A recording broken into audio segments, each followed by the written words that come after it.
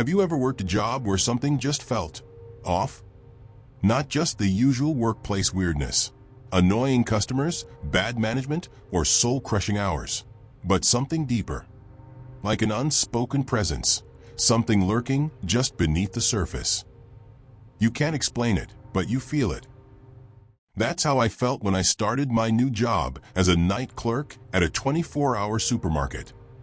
At first, I thought the worst part would be loneliness, the long, empty aisles stretching into silence. Maybe the boredom, the way the hours would crawl by, like something trapped, suffocating under fluorescent lights. Or, at worst, dealing with the occasional drunk customer looking for beer past midnight. I was wrong. There were rules. Not regular store policies like stock the shelves or keep the floors clean. These rules were strange, unsettling. They didn't make sense, but one thing was clear: breaking them was not an option. I got hired faster than I expected. No background check, no real questions. Just a brief meeting with the manager, an old guy named Gary, who looked like he had seen far too many night shifts. He sat behind the counter, his fingers tapping against the cheap laminate surface in a slow, steady rhythm. "The night shift is simple," he said, his voice low and tired. "Not many people come in. You stock the shelves and watch the security monitors. That's it." Seemed easy enough, until he reached under the counter, pulled out a folded piece of paper, and slid it toward me. "Follow these rules," he said, his tone sharper now. "Don't question them. Just do exactly what they say." I picked up the paper, expecting it to be a list of store policies, emergency procedures, closing duties, stuff like that. But as soon as my eyes landed on the first rule, something in my stomach twisted. If you see a man in a long coat standing in aisle 3, do not approach him. Do not acknowledge him. He will leave at exactly 2:16 a.m. Rule number 2. If the phone rings more than once between 1 a.m. and 1:15 a.m., do not answer it. Let it ring. Rule number 3. If a woman with wet hair enters the store and asks to use the restroom, tell her it is out of order. No matter what she says, do not let her go inside. Rule number 4. Check the bread aisle at 3 a.m. If a loaf of bread is missing, immediately lock the front doors and hide in the break room until 3:17 a.m. Do not look at the cameras during this time. Rule number 5. If you hear the sound of children laughing after 4 a.m., do not leave the register. Do not speak. Do not move until the laughter stops. I let out a short, nervous laugh before I could stop myself. "This a joke?" I asked, glancing up at Gary. He didn't smile, didn't even blink. His face remained unreadable, his eyes dark and sunken. "No, it's not a joke, kid." His voice was flat. "Just follow the rules and you'll be fine." And with that, he turned and walked toward the back office, leaving me standing there, keys in hand, paper in my grip, my pulse thrumming like a warning bell. The first hour passed without incident. A couple of late-night customers drifted in, grabbed snacks, paid, and left without much conversation. The store was eerily quiet. The kind of quiet that made you hyper-aware of every flicker of the lights, every distant hum of the refrigerators in the back. I restocked the cereal aisle, wiped down the counters, kept an eye on the security monitors, expecting to feel ridiculous for worrying about a silly list of rules. Then, at exactly 1:07 a.m., the phone rang. A sharp, mechanical chime cut through the silence. I froze. The rule flashed in my head. If the phone rings more than once between 1 a.m. and 1:15 a.m., do not answer it. Let it ring. But it was just the first ring. Maybe it was nothing. A wrong number. A prank. I reached for the receiver. My fingers brushed against the plastic. The line went dead. The ringing stopped. I exhaled, shaking my head. Maybe this was all just some weird initiation prank for new employees.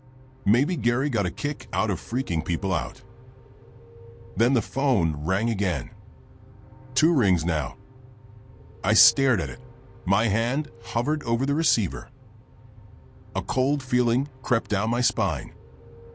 What's the worst that could happen if I answered? Then on the security monitor, something shifted. My breath caught in my throat.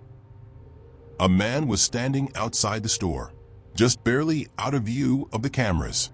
He wasn't moving. He wasn't pacing or looking at his phone like a normal person. He was just standing there.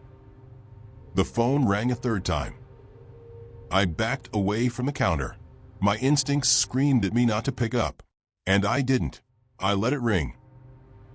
The 4th ring. And then silence. I exhaled, tension still coiled tight in my chest. Slowly, I turned my eyes back to the monitors. The man outside was gone. For the next hour, nothing happened. The store remained quiet, the aisles undisturbed. The only sounds were the low hum of the refrigerators and the occasional creak of the old ceiling vents. I kept glancing at the phone, half expecting it to ring again, but it didn't. I told myself, it was just a coincidence. Some late-night weirdo lurking outside, a misdialed number, nothing more. But I wasn't in the mood to take chances. The uneasy feeling from earlier refused to fade. Instead, it grew, settling deep in my gut like a warning. I didn't understand what was happening, but one thing was clear now. I had to take the rules seriously. So when the clock hit 2:15 a.m., I turned toward aisle 3. And he was there. A tall man in a long coat, standing perfectly still, facing the shelves. A shiver crawled up my spine. My grip tightened around the edge of the counter. Do not approach him. Do not acknowledge him. He will leave at exactly 2:16 a.m. My gaze darted to the security monitor. 2 hours, 15 minutes, and 34 seconds. The numbers glowed ominously, steady and unblinking. I held my breath. The man didn't move, didn't shift, didn't even seem to breathe. He stood there, staring at the shelves as if he was waiting for something, or someone. The lights gave a brief, uneasy flicker, and in that split second, my eyes caught the security monitor. 2:16 a.m. The aisle was empty. Just gone, like he had never been there at all. No footsteps, no flicker of movement. One moment, he was there. The next, he wasn't. I sucked in a shaky breath, my hands clammy against the counter. Had I imagined it? Was this some elaborate prank? Or had I stepped into something I wasn't meant to see? A chill settled over me, a creeping, suffocating weight in my chest. I felt like I had mistakenly stepped into another world, one where the normal rules of reality didn't apply. I didn't want to check the bread aisle. Every instinct screamed at me to stay put, to pretend none of this was real. But I had already ignored the phone rule, and I wasn't about to make the mistake of doubting another. The rules existed for a reason. Swallowing the lump in my throat, I forced my legs to move. Step by step, I made my way toward the bread aisle, my breath shallow and uneven. Then I noticed, one loaf was missing. The air left my lungs. I didn't think, didn't hesitate. I spun on my heel and ran. My feet barely touched the ground as I sprinted to the front, heart hammering in my ears. I slammed the locks on the front doors, then bolted for the break room. My hands shook as I flicked off the lights and collapsed into the corner, curling into myself. The store was silent, too silent. The kind of silence that makes your skin prickle, that makes you feel like something is waiting just beyond the edge of your vision. Then, at exactly 3:05 a.m., the security monitor in the break room flickered on. I did not touch it. The screen buzzed with static for a moment, then cleared, showing the bread aisle.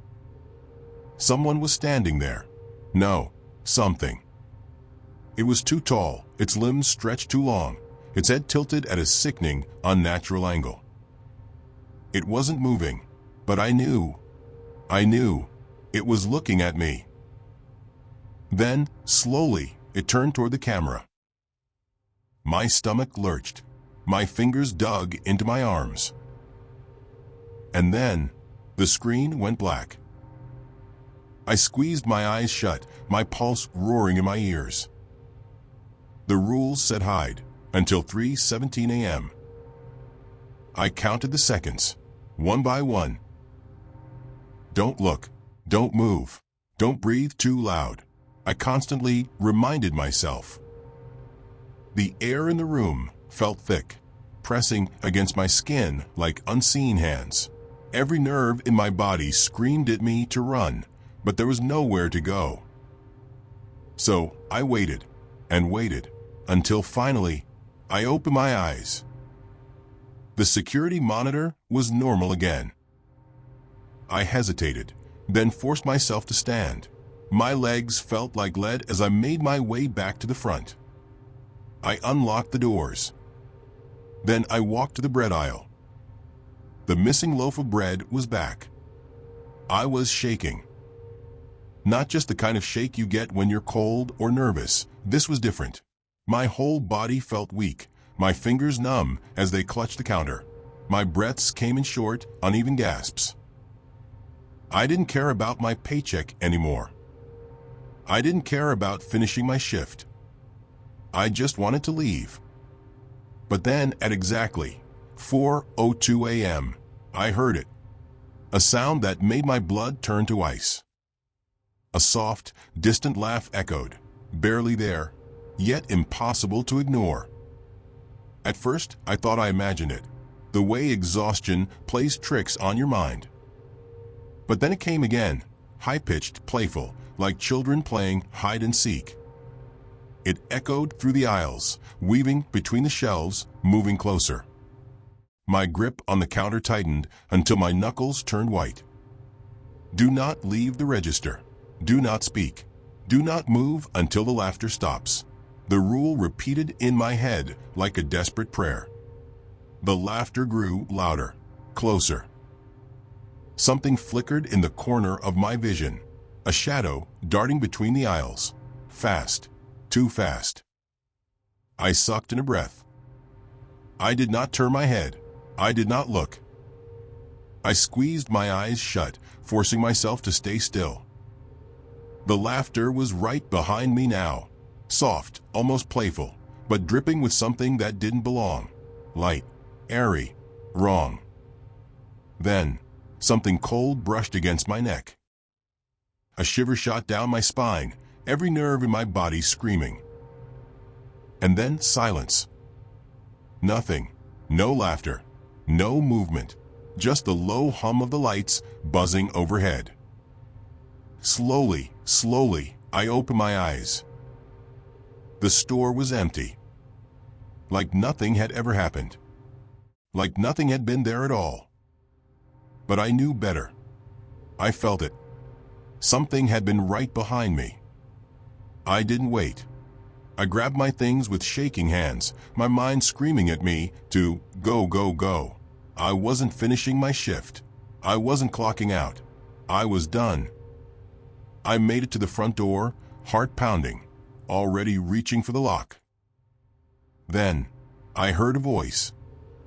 Low, calm, too calm. You did well, it said. I froze. The hairs on the back of my neck stood on end. I turned, slowly. Gary stood there, watching me.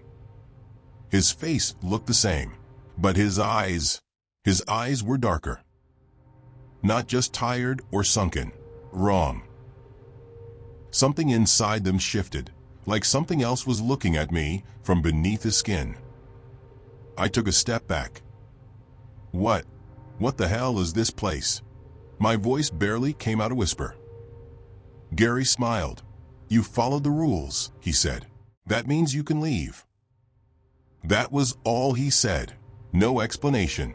No warning, just those simple, chilling words. I didn't ask questions. I ran. I quit the next day. I didn't go back to pick up my paycheck. I didn't answer when Gary called. I tried to forget. Tried to convince myself that maybe, just maybe, it had all been a dream, a trick of my sleep-deprived mind. But late that night, as I lay in bed, my phone rang. Once, then twice, then 3 times. I stared at it, my breath caught in my throat. But I never answer. I let it ring.